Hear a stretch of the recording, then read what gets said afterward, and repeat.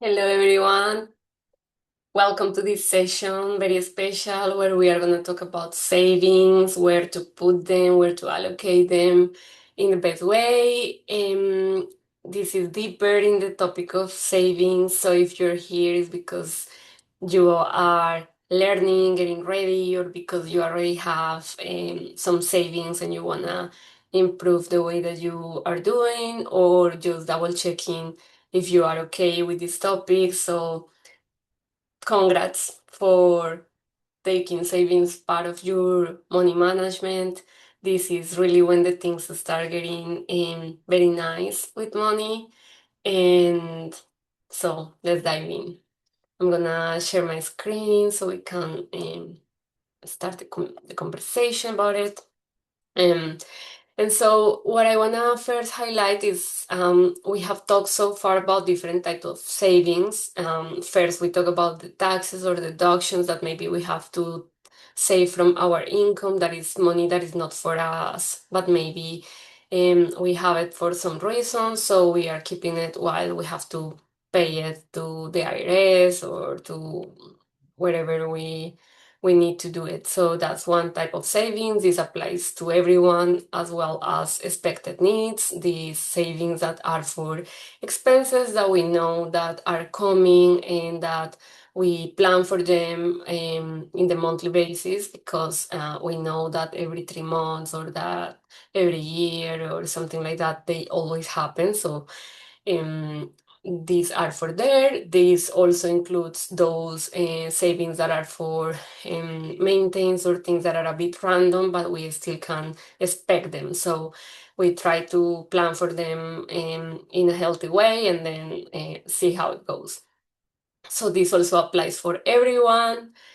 And then these two we talk deeply in the sessions about budgeting and also in the sessions of the savings versus joy.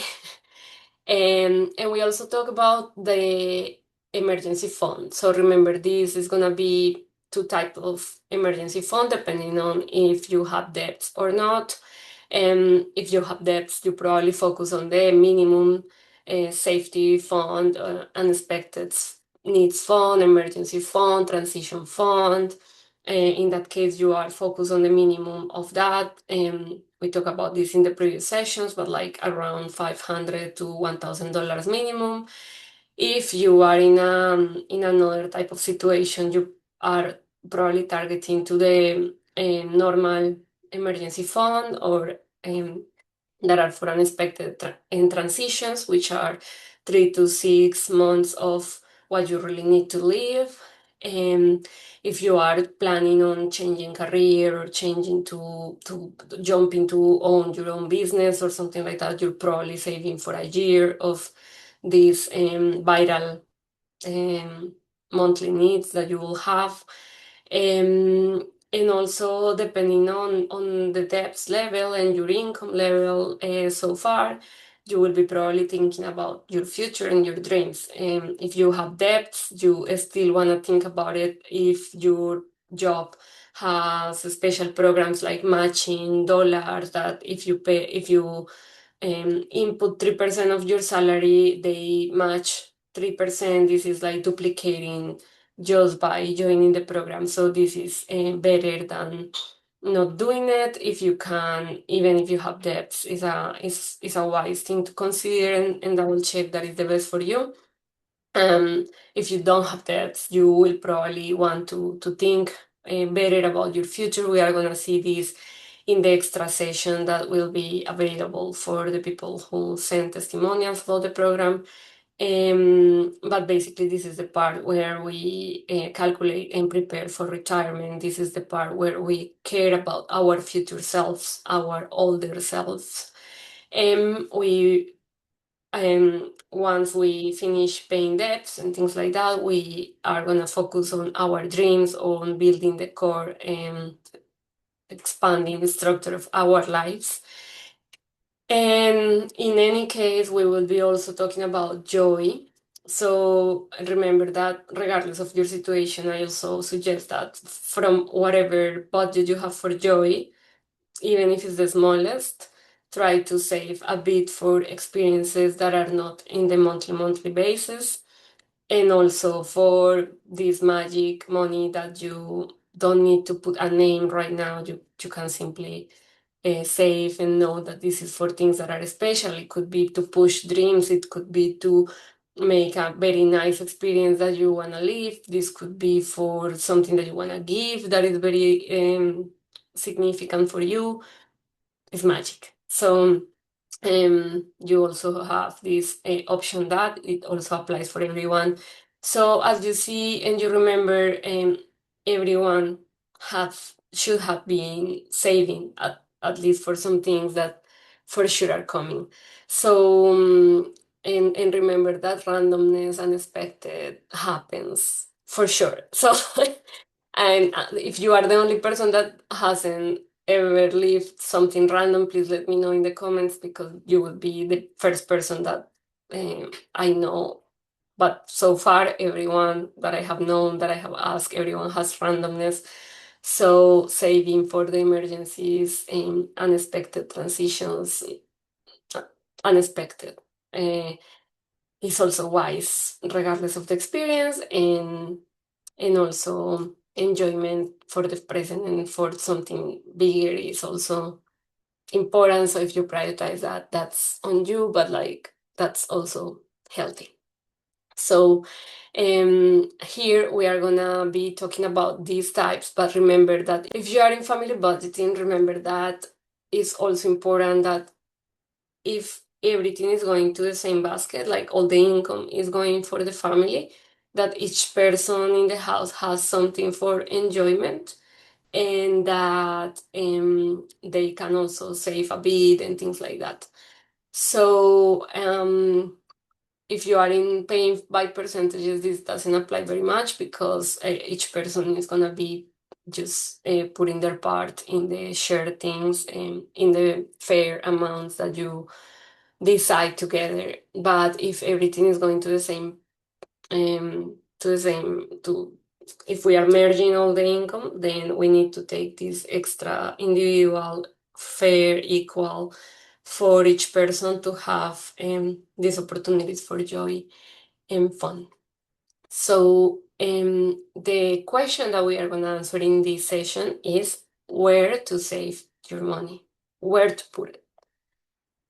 So for you to understand the importance of this, if you don't know yet, if we don't choose wisely, our money would be losing money all the time. And why this happens? If you have your money, why this happens? So the main core thing is because inflation. Inflation means that every year with the same amount of money, you cannot buy the same amount of things.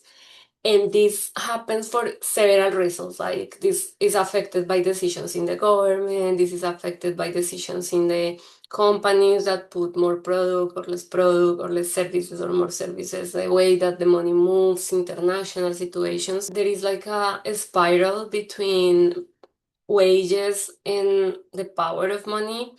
And it's like normally because of the inflation, then the prices rise, then the salary has to rise, and then the cost of production rises, and then the prices rise, and then again the salary is not enough, and then the salary has to rise again, and like things like that. It's not the only reason, but like this is one important reason, and these variabilities happen for all the other factors. You can dive about this better online in Google if you really want to understand the different channels that make inflation happens. But the point is for this session that we have seen, we have lived, we have experienced that every year prices go up, that every year inflation happens. Inflation is related to the prices of goods and services. And when inflation happens, it means that the money is less valuable, like each dollar in this case has less purchase power. And so we have to pay attention of what is the inflation rate, because we want to be, for the money that we don't use in this year, for instance, we want to at least recover the amount of the inflation. We want at least gain that so that our purchase power doesn't go down. See, if we don't try to think about this, then our money is losing value. And so whereas it could be also be stable, even if we have the if we have more money, but because the purchase power, because the inflation, if they are in similar ratios, even though it looks like I have more money, in reality I have the same purchase power. Or maybe in the best case scenario, you are earning more than the inflation, and then this would be increasing the money that you have.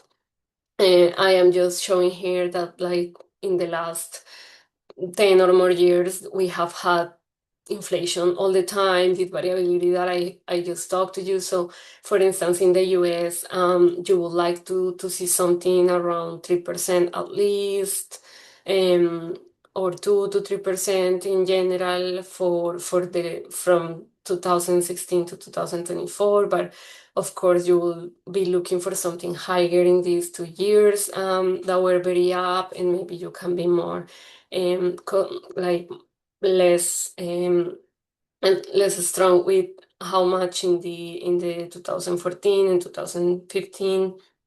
But you have to be paying attention to this so that when you see a big interest rate in favor of your savings, you can actually know if that's a good or not ratio for you.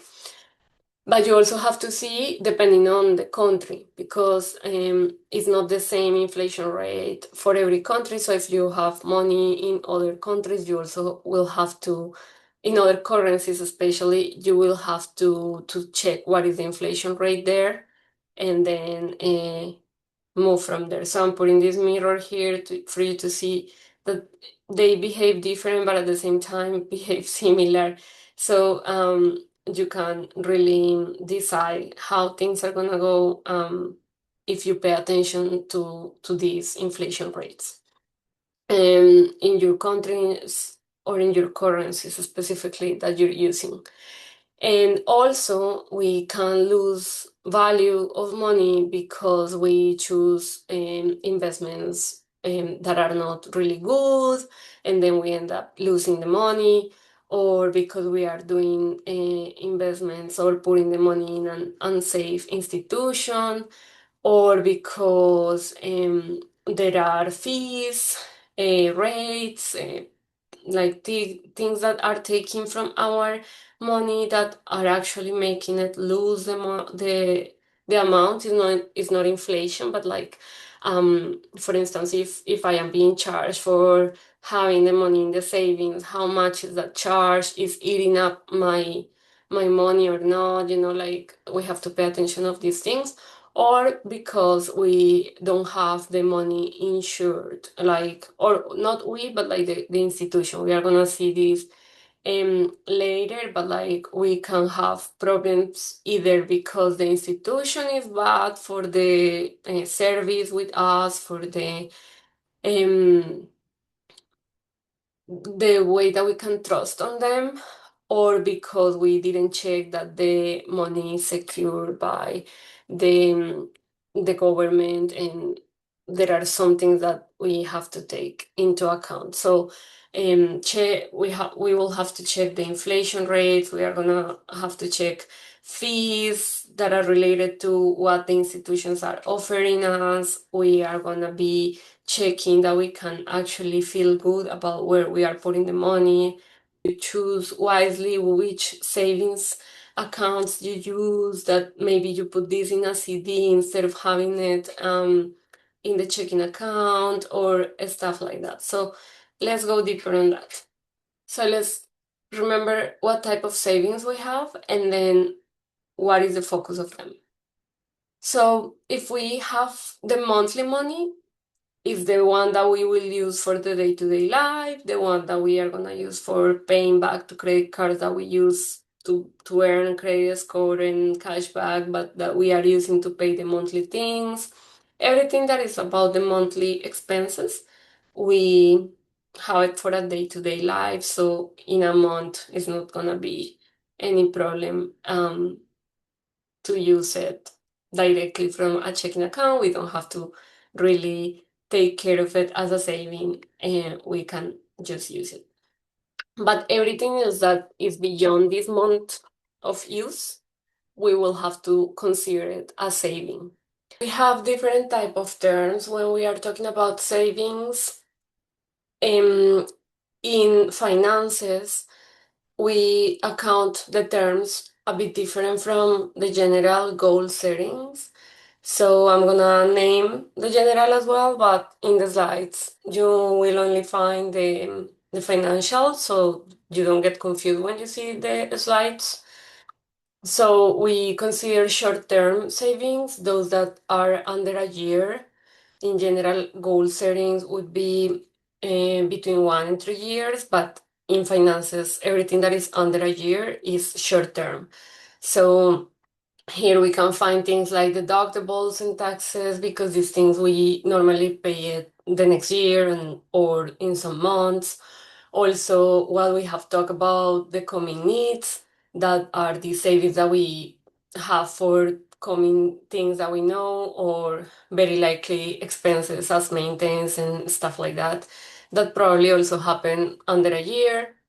Then we have the medium term savings. These ones in finances are between 1 and 5 years, and normally in general setting goal settings would be between 3 and 10 years, but in finances is 1 to 5 years.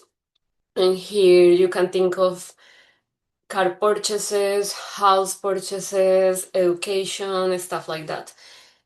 And then we have some stuff that we don't know exactly if they fall in short term or medium term. For instance, the emergency fund, as it is for unexpected or transitions.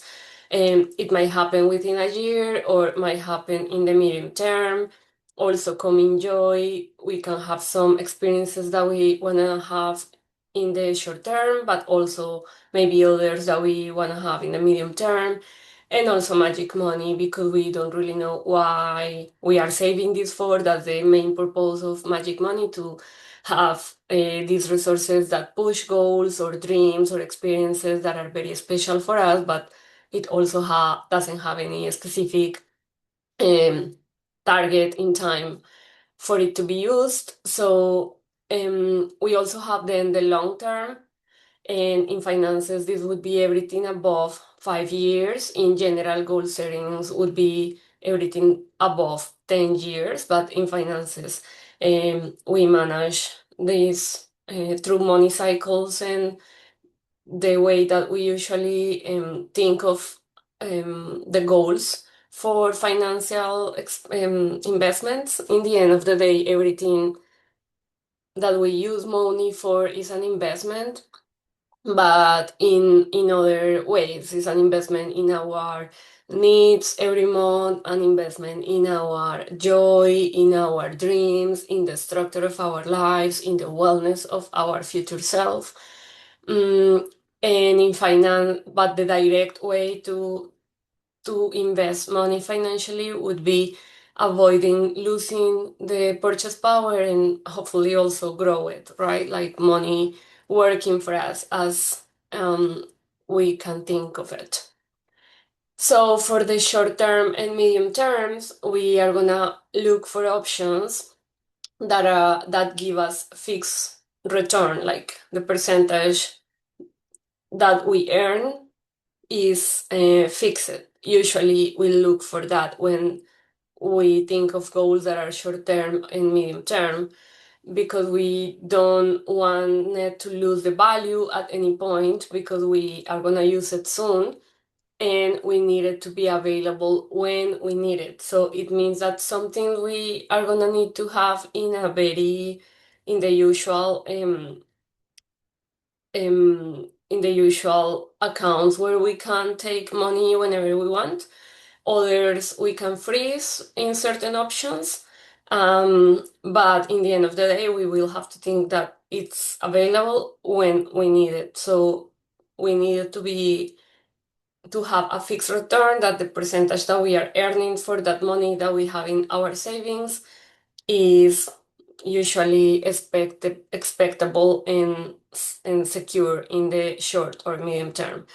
And then we have the long-term goals, where we have usually stuff like the retirement and things like the children's education, if that's something that we need to save for.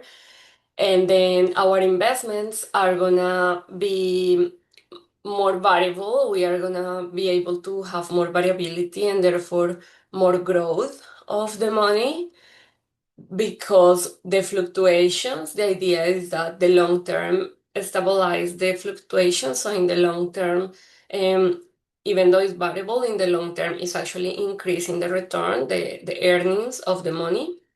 And that's the logic. Like in the short and the medium term goals for money, we cannot really trust on this long term effect.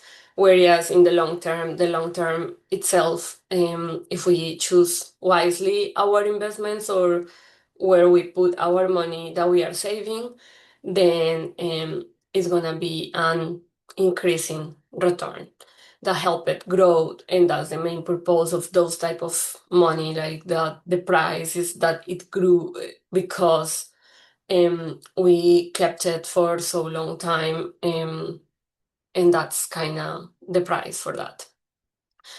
And then there is a difference of what, because of that same behavior, when we are talking about long term, we are gonna be looking for nominal returns that are around 8 to 10%, which is the traditional historical returns that the the investment world has have, in the most famous and trustable guide, that is S&P 500.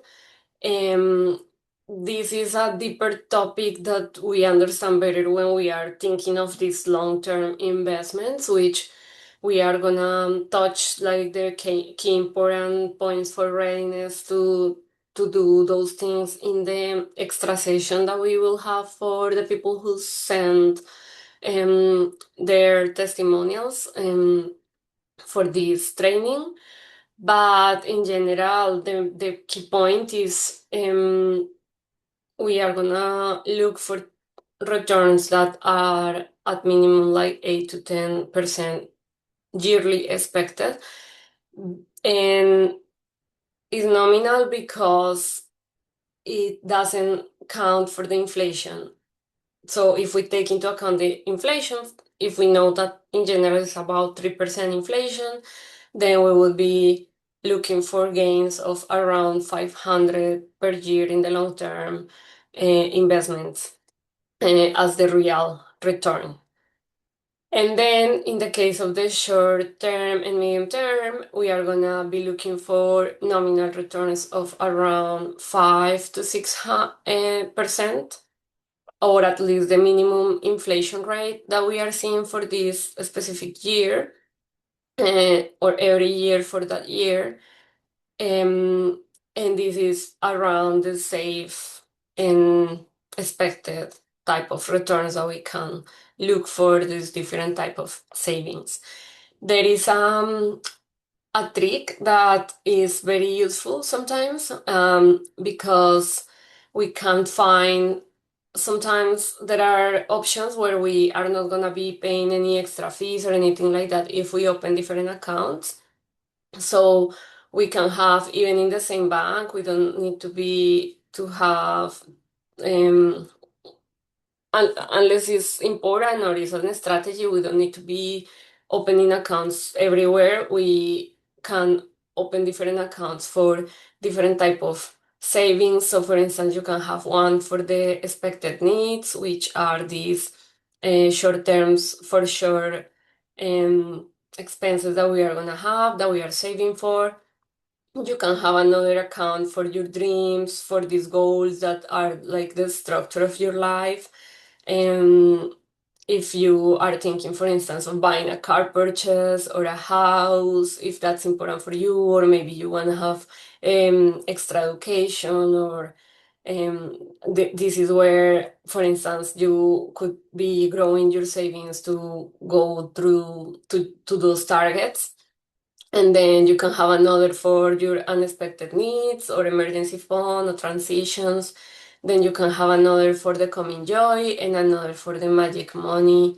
And there's that way you're gonna have these separated numbers that are gonna help you to track how things go. And also when you enter in your bank account, you are not going to be thinking that you have more money for things that are actually not that way. You are going to have more clarity on what is everything for. And if you can put names to those accounts, it's even better, but that's a feature that very few institutions have. There is another feature that institutions have that is very nice too. Some of them have like pockets or envelopes, and this is a very nice one because then, for instance, in the coming needs, you could separate your money for what money is for outfits, what money is for taxes, what money is for different things, and then you can actually take the money directly from that. So this really helps the organization, but those are features that are not like all of them are rarely available together. So the best way that you can do is like regardless if you have one saving account or you have separated savings accounts or the way that you choose to organize it is to have in the budget to have the balance area that I showed to you in the previous session. So in those balances we can have exactly which money we have for what purpose, and then every time that we use or pay something that is related to those savings, then we can take from the account where that money is to pay that payment, and then we will have to update our balances in our budget so that they are up to date. And then when we are going to track how our money is doing, we have the numbers updated and we don't waste any time on like trying to remember, oh, what savings I use since last time that I did my tracking of my money. It's better that you from the start you have this dynamic of, okay, I'm gonna have these accounts, I'm gonna have these balances in my budget or in your notebook if you're doing it in paper, um, and then how you're gonna manage every time that you use money from these savings accounts. So whatever dynamic works for you is the best. And the most important is that you don't lose money with extra fees or you don't get overcomplicated. The key point here is that you can track how much savings you have for each type of savings. And the way that you can organize that for you is the best. So as they are different purposes, we have also different type of options where we can put our money when we have these purposes. So for the monthly money, as it's gonna be spent in the same month, we can simply use a checking account, some cash that doesn't need like that is not a saving, so that we don't really need to save for that or use any complicated option for that. But for the short and medium term savings, we can look for high yield saving accounts, money market saving accounts, certificates of deposits. Just note that, for instance, certificates of deposits freeze the money for some time. So if you're going through any visa process, any immigration process, or stuff like that, you need to double check if the financial aspects that you need to show them, if they need to be like available money, or if they also accept frozen money. So take that into account because sometimes you will need to wait a bit to your process. But remember that high yield accounts is money that is available. So you can look for the best options under your context. But that's an important note. Also, for instance, if you're saving for a house, like double check if there is any public program that benefit you from saving in a specific types of accounts. There are sometimes programs for first house purchase, and then uh, make sure that it's safe, of course. And then if everything is okay with that program, maybe it's wiser to use those benefits by choosing the right account program to save your money for. Same for the currencies. Probably if you are seeing this, maybe you use more dollars than anything else. But if you are international, or you, for any reason, you handle more currencies, then take into account which currency is better for what you wanna use this money for. So, for instance, if you are in the goals part, of course, because of the way the market is built, maybe saving in dollars for the car is better than saving, for instance, um, in other countries' currencies. So check those things if necessary in your case or important. Dive into this a bit. Don't overcomplicate yourself, but at the same time, take these things into account. And I wanted to highlight how this money comes, like how we earn percentage from putting money in an account. So there are two ways. I really appreciate how new neobanks is the name, are really putting the market more fair for the people who is saving, because in reality, banks earn from the interest that they charge for the credits, and they can only lend money if we put money in their bank. So they need the savers, like if we save money, they need that money that we are saving in the bank for them to be able to give credit to people.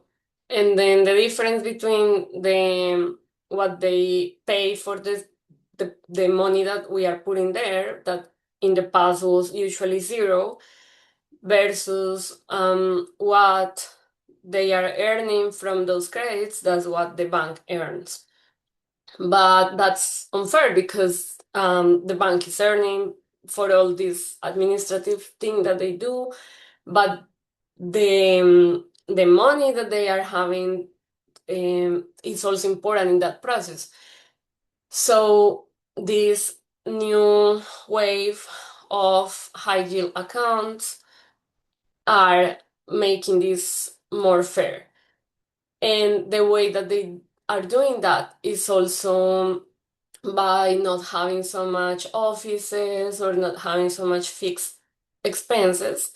So that way they don't spend so much in their cost of the process for the institutions, and then they can offer more, they can offer earnings to the people who are putting the money there. So they can maybe increase a bit the percentage of the credits for the people who are borrowing money, but they are also getting wiser in how many offices they really need, um, how much of their costs of production or of the process of the institution they really need, and because the more they can decrease their expenses, the more they can give um, back to the people who are paying, who are putting the savings in their institution. So that's basically a way that works. So it's good that the things are getting more fair, and hopefully without damaging or making any unwanted negative result or anything like that. Like, but for what we are talking about, those are the two ways that make that they pay us back money, um, in general. And then for the long term, there are also specific programs, like, for instance, if you want children's education, then you can do custody accounts or Plan 529 at the moment that I am recording this, or that we are having this training. You can also check investment accounts, regular savings, whatever is best for you. And for retirement or long-term investments like that, you can have specific accounts that are for retirement that probably have good features. You will need to check that, but also double check if there are penalties or authorizations, or how it works, if you maybe need the money before, or how it works the moment that you start using the money, how the process work, really understand where are you putting your money, how the process goes, how much you have to put, how much you can count on, what way you can count on, all this stuff. And then the same for portfolios, which are these also more fair way to build your own strategy, maybe guided by some trainings like this, and understanding really how to make a strategy that doesn't consume too much of your time if this is not like your hobby, like your love topic. But like there are ways that you can also um, if the retirement accounts are not enough or not optimal for any reason, maybe you can have your own portfolio that complements or substitutes or any way that you decide, and help you through diversifying investments, like with the stock market or the real estate or alternatives. So I want to highlight here that a lot of times we think that investing is only this part, the stock marketing, and that's a mistake. Like, investment is everything we do to protect the purchase power of the money and also to grow to grow the money, especially in the long term, that part. So here in the long term, we need to be really mindful of the difference between safe investments and risky investments versus variable investments and fixed investments. Because sometimes we get very scared because we don't understand that difference. So there are safe investments that are variable, especially in the long term, because this variability in the long term is actually growing. But it's safe because it's a good investment, is a safe institution or company or um, whatever make it safe. Or it can be fixed and safe, as we have talked about the short and medium term, versus something that is risky. So sometimes we have fixed returns, like somebody promised a good return in 3 years, but actually this somebody is not trustable, and this somebody actually disappears. So it was a risky, even though it was fixed, it was risky. So because something is variable, it doesn't make it risky. What makes risky is that you cannot trust on it for some reason, or that that it doesn't actually increase the value through the process. So keep that in mind, and then also double check your options. And if you find that there is maybe a better option for some reason, make sure that moving that money doesn't lose the win through taxes or fees or stuff like that. So what would imply to move the money, and then double check if the final earnings are actually worth it. And then there are some um, things that we need to take into account for safety. There is first, like, the institutional safety. We are talking now about the safety, right? Like the difference between risky and safe. So we wanna really make sure that we do what we can to make sure about the safety. And then the first thing is we wanna double check that this is ensured by the government, or that you can be, or that is insured by some way. So in the traditional banking in the US, for instance, we want institutions that are protected by FDIC. This protection makes sure that you're gonna get that if something happens to the institution, the government is gonna pay back until certain point of the money that you have in an institution. So this happens after this was created after this financial crisis that happened in 2009. And then now the government is also backing the people and the savers. And so you wanna make sure that if you're gonna use some option in the traditional banking, that this is fully protected. But there are mirrors in other countries. So if you have money in other country, what is the mirror there? So for instance, in Colombia is Fogafin, but the protection levels are different. So make sure about that.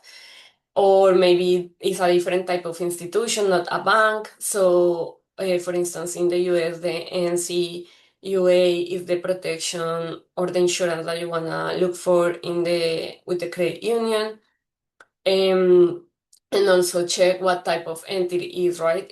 Like especially in the long term, if you are looking for um, non-traditional banking investments, then what make it sure? What make you trust on it?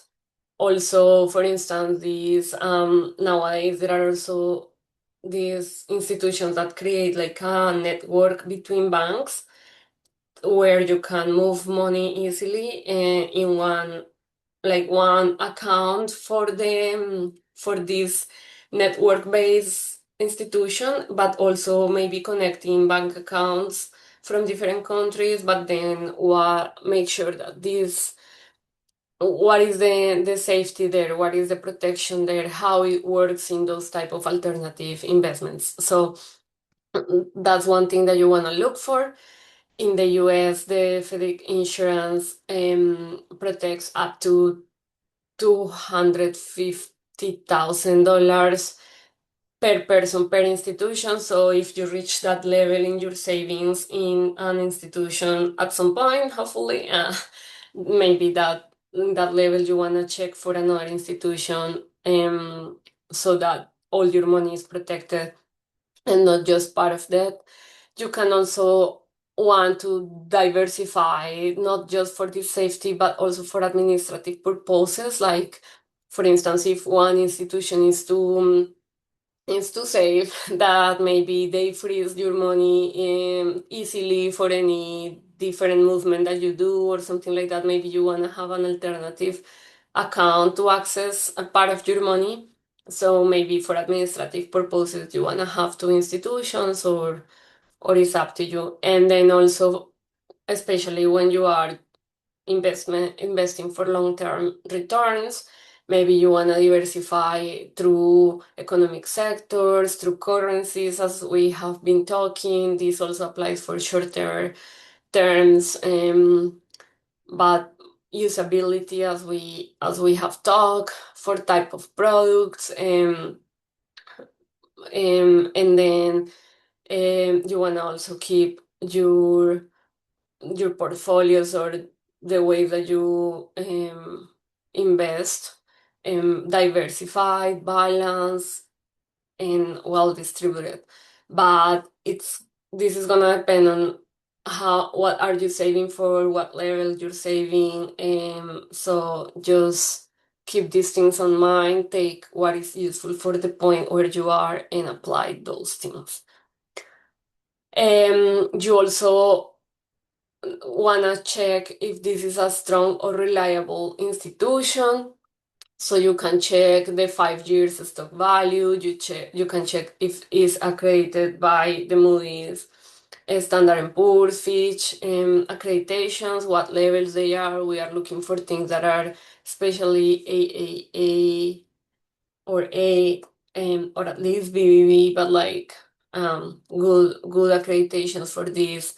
this is the mirror of our credit score, but for the institutions. Like, is the accreditation level for them is like if we were checking the the credit score for them or something like that. So check that to see if this is a strong institution or not.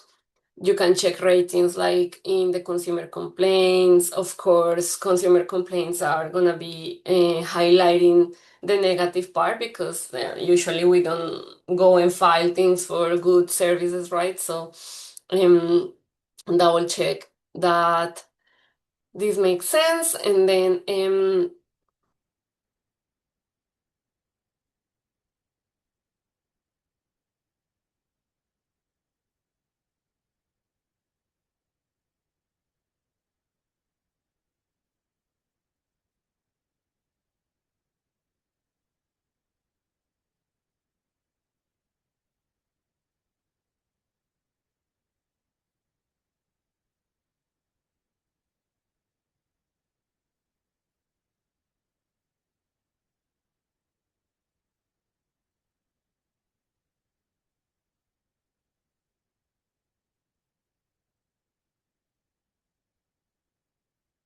And there are other websites that can help you, like Global Finances, Forbes. Well, you can find it. You also can ask for the strength of the institution in artificial intelligence, like ChatGPT.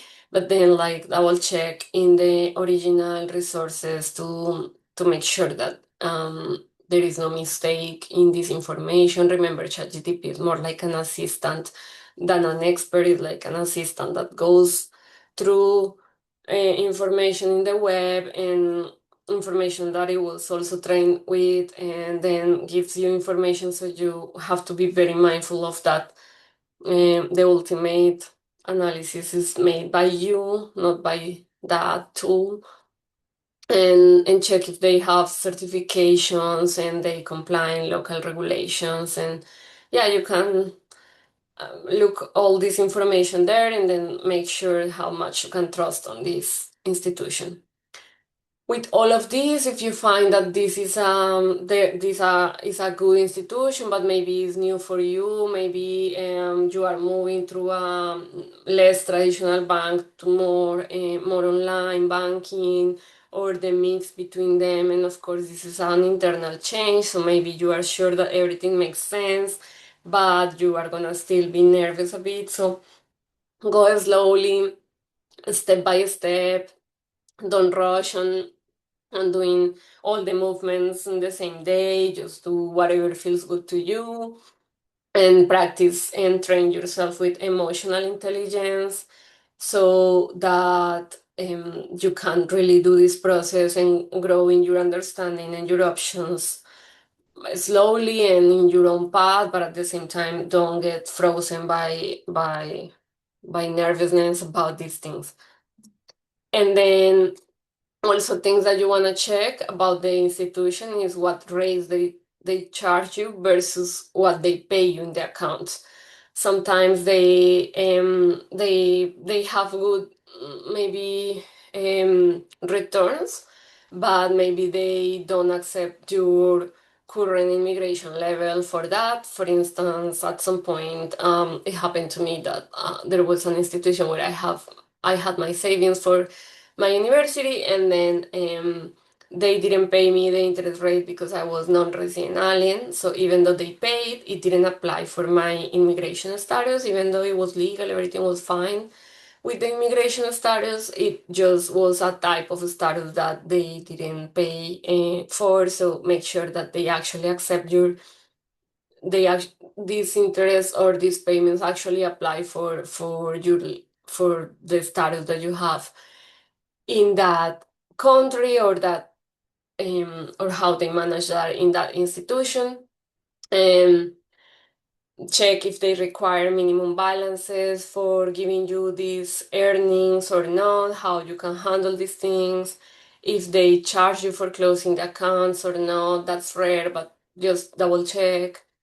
if they charge you for moving your money, how much, how you can handle that, how much you need to do that, if they charge you for debit cards or checks, if they have these options or not, how much they charge for international payments or transfers, wires, withdrawals, if they ask you fees for certificates, letters, just double check all the type of fees that you can have, and so that you can be even more calm in the process. And also test the customer service of these institutions. Really try them, like go to the chats, go to the phones, ask your questions, see how fast they answer, how quick, how easy it is to reach them, how clear they are, because this is a test of whenever you need something, how they are gonna treat you. Ask if they provide letters with balances at any point in case that you need for instance, international traveling or stuff like that. Like, can you access these things? Not, I have learned that not all the institutions have these options, which is weird for me, but like that's real. So sometimes you have to go in person or things like that. So how it works if you think that you might need that service, where can you deposit checks, the limits that they have for any type of movements, do they work for you or not? And then the most important question that you need to answer after you reach and research all this about the institutions that you are considering or the options that you are considering is like, can you sleep at night leaving your money there? And so the things like don't allow the bias to prevent you from taking a good option. Go slowly in that case.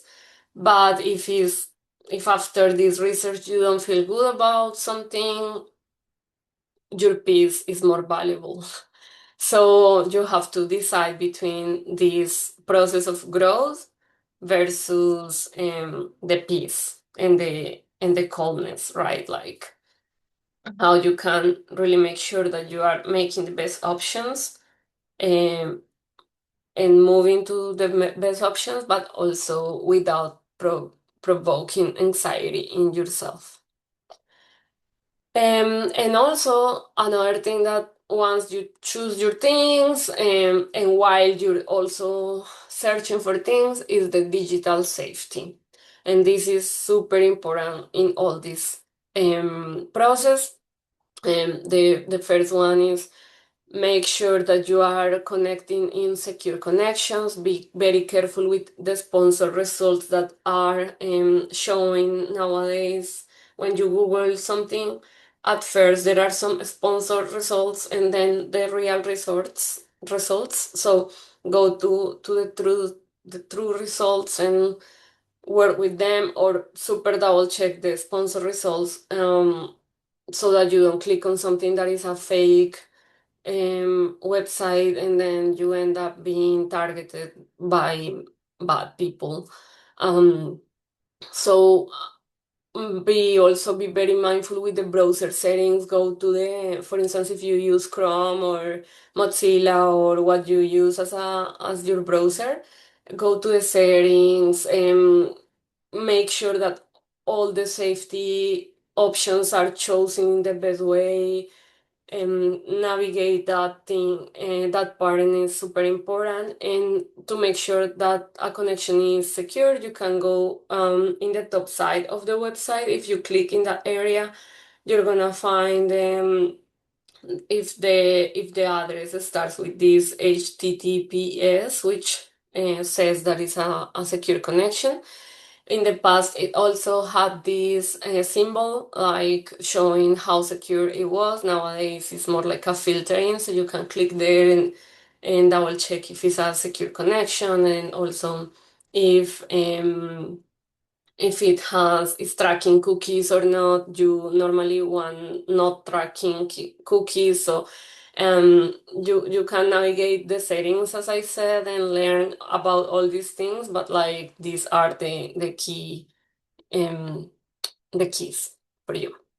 Then you can also use private connections through services like Surfshark. Double check that this is everything that I give as an example. Just double check that is safe still, that or that is the best option for you. Anyone that gives you any type of suggestion about any type of specific thing or service, just double check that the things are actually good for you and that are safe for you. But private navigation is useful, for instance, when you are using public Wi-Fi for some reason, or for institutions that only allow local connections. So you can use these services to change your connection to another country so that you can access, for instance, your bank account that is only for local connections. But also double check that that institution actually don't don't get triggered by private connections, so you can like see the trade-off between the safety, especially for public connections in Wi-Fi's, and also that you are not triggering any type of alerts that you don't want to trigger. This, of course, is to be used in good ways, but it's a useful resource sometimes. Also use different type of passwords, like, and if it's hard for you to remember, so you can use password managers like Bitwarden, KeePass, or any that is available for you. These are examples, so you will have to go and learn if they are actually safe for you, useful for you, but those are good examples that you can consider. And then allow the two-factor authentication whenever possible, especially what is more practical for you. So, for instance, if you can get your codes through your email, in case that's better for you, or there are authenticator apps that you can also use. Or maybe you want an international SIM if you're traveling so that you can get your text codes. So the two-factor authentication make it a bit longer the access for you, but it's gonna also protect you more for any cyber attack or any type of problems from that. Always, when you are going through your financial accounts in the websites, you wanna log out after that, because not always the thing close itself. So leaving your account open in the website, even if it's your own computer, is taking a risk. Always log out. Apps usually log out themselves once you close the app. So close the app or log out, either way. But don't leave these accounts open after you finish doing what you need to use in your accounts. Be careful also with links that you receive, or providing sensitive information like your social security, for instance, unless it's through official channels like apps, phones, websites, offices. But don't follow, for instance, if you get a call that is weird, don't call back to that number. Call to the official phone number and tell them, and they are gonna for sure help you to figure out what is going on or what they call you, and then you are gonna be safer.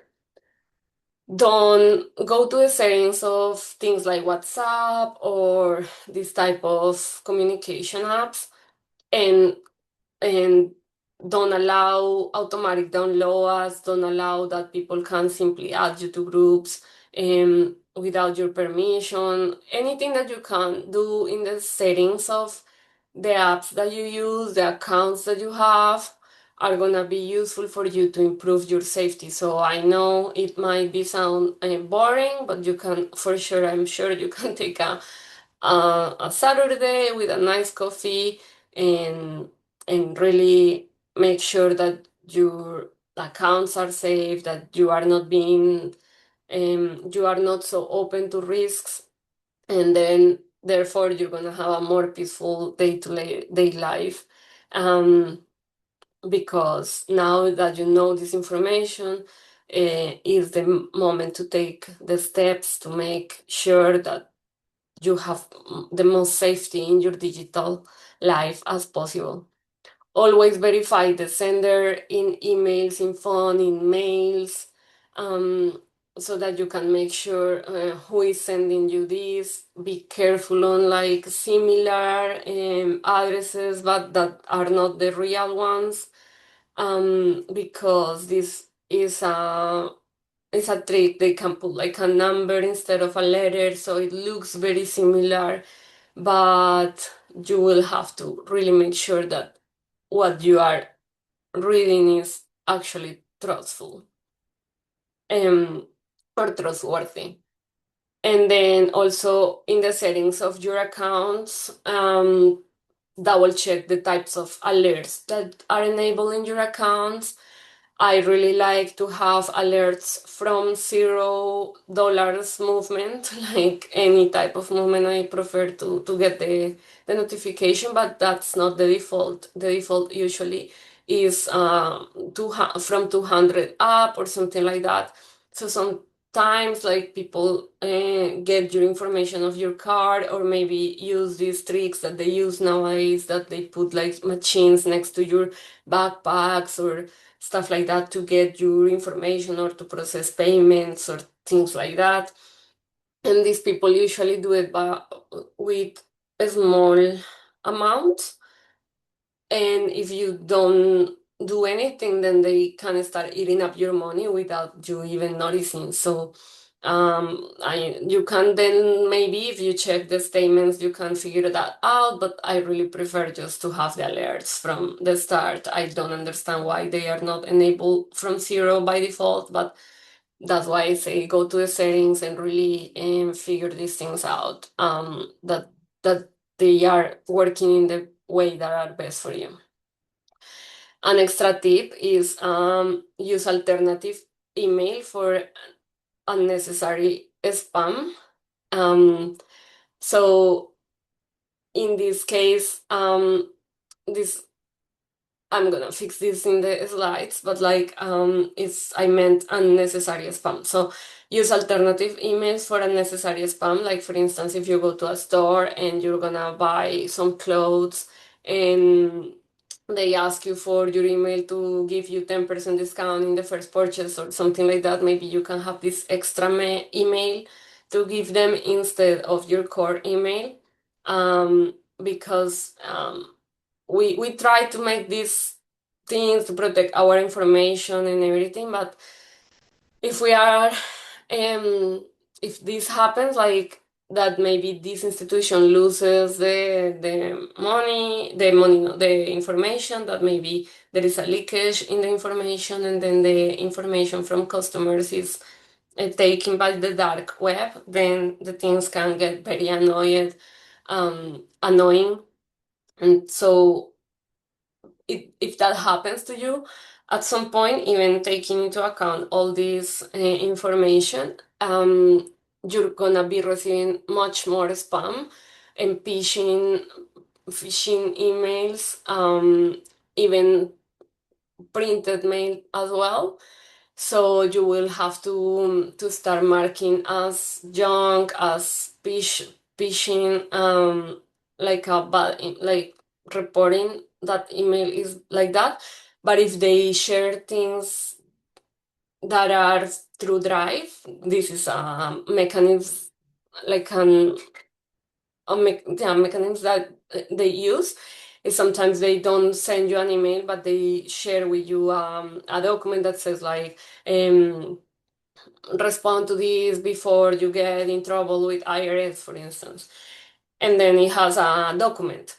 So the problem with these things is if you click the document, maybe you download automatically something that is gonna be causing problems for you, for your data, or for even maybe you get in a very strategy that gets your money or something like that. So that's why it's so important that you verify the senders and that you verify that the more urgent the thing sounds, the more that they tell you that you're gonna go to jail, that this is the final call, that like, the more it sounds like that, the more probably it's fake.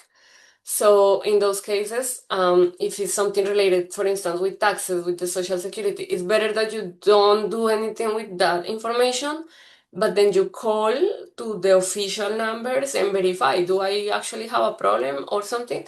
There are others that are very obvious that they are fake. So just really make sure that the information that you're getting, you really are careful and double check before clicking anything, before answering anything, before getting into anxiety.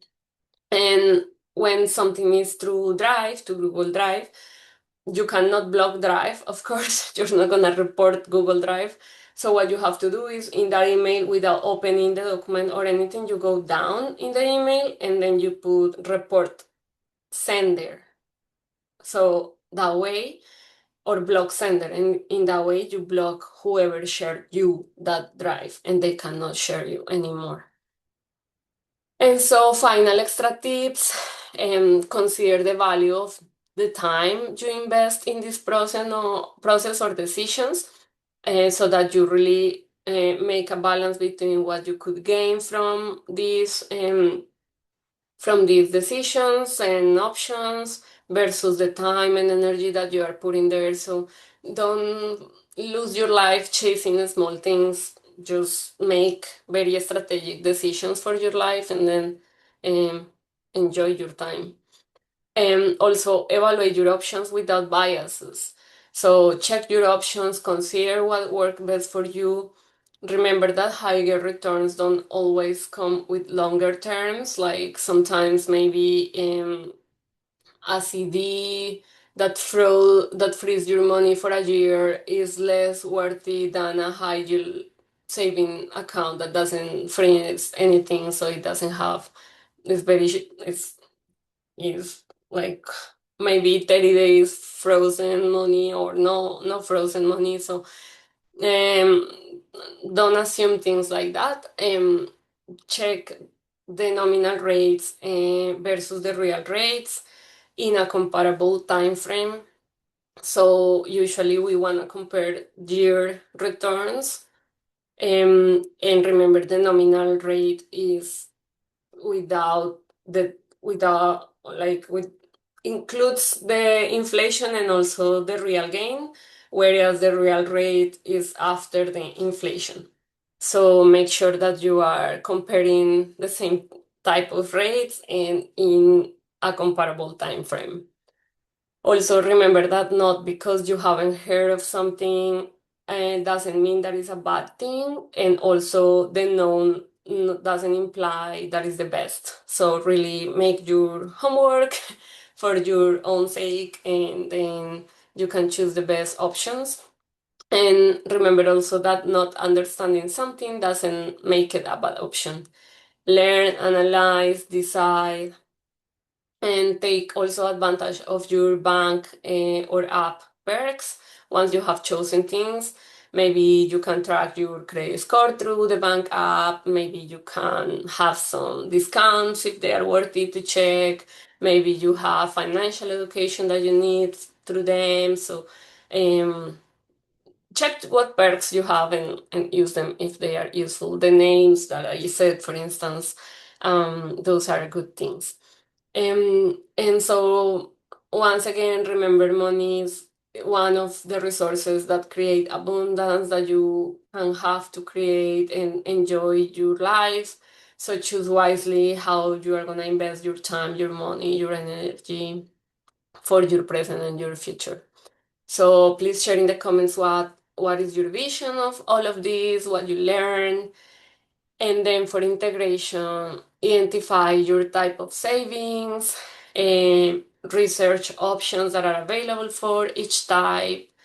Choose and move your money slowly as you learn the tech, the admin, and you feel good. And also make sure that you create this dynamic for when you use money from there, how you're gonna update the information. And so please let me know what are your key takeaways from today in the comments, and I hope you really enjoy this process of taking care of your money, expanding it, and feeling good about like having your money in accounts that are respectful with you by giving you at least the inflation rate as earning, and hopefully in this process you also reach a point that your money grows and all these good things. So enjoy, have a good day, a good rest of your night whenever you're listening this, and enjoy your savings. Bye.